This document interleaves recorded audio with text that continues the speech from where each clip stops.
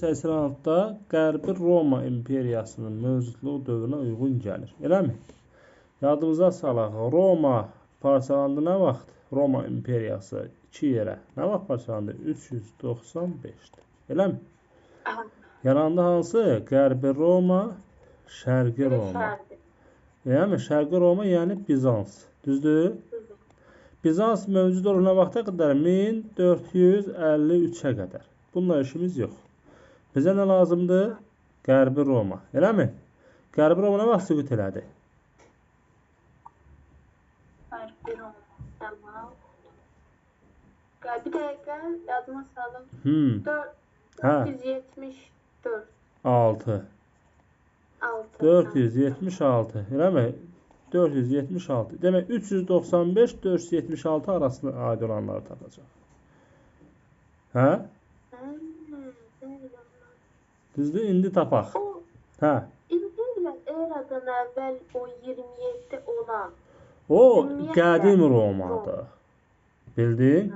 Bax, deyir ki, qədim Romaya aiddir. Qədim Romaya. Düzdürmü? Biz buna eradan əvvəl imperiyasına deyək də, qədim Roma imperiyasına aiddir. Eradan əvvəl 27. Bir də eramızın 395-i. Parçalana qədər. Ancaq 395-dən sonra axı bölündü deyirik 2 yerə. Ayrı dövlətlər yarandı da. Şərqi Roma, Qərbi Roma.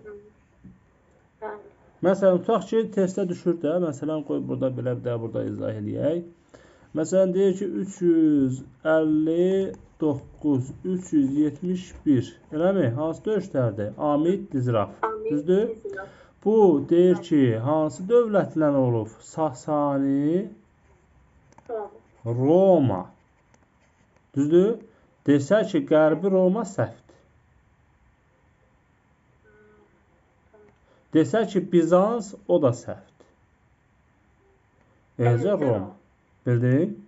Yaxud da Roma imperiyası. Yaxşı mı? İndi burada da. İndi baxaq. 395-476-cı illər arası. Eləmi? Albaniya Arşaklar sürəsinin hakimiyyətindən son qoyulması. Nə vaxtdır? Sonuncu Arşak hökmdarı 510. Ay sağ ol. 510-da getdi. Düzdür? Alban hökmdarı 2-ci Vaçenin Aylandur Hunları ilə mübarizə aparması. Nə vaxt gəlmiş dedik bayaq?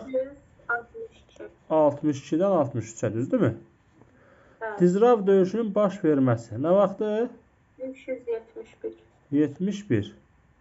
Məzdəki hərəkatın başlaması. 481. Atropatena Sasaniya tərəfindən işğal edilməsi. 227. 227. Aha, indi baxaq. 395-476. Y variantı ola bilər? Yox. Yox. B-dir. Hə?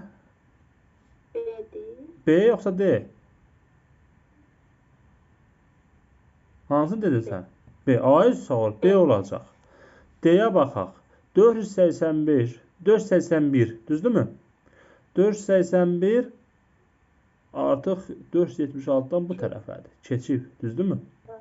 Demək bu da getdi. Dizrav 371, 395-dən əvvəldə bu da getdi. 510 476-dan sonra da. Düzdürmü?